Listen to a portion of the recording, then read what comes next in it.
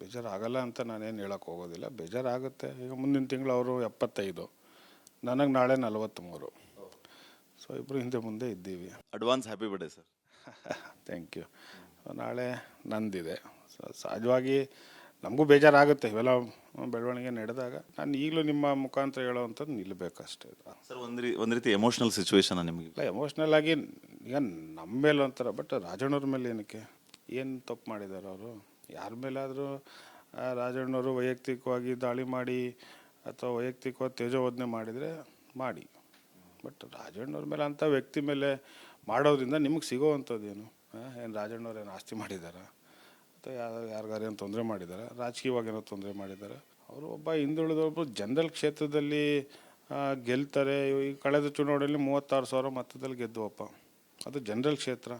So ಇವೆಲ್ಲ ಸ್ವಲ್ಪ ಇರುತ್ತೆ, ಇವೆಲ್ಲ ಅಂತ್ಯ ಆಗಬೇಕು.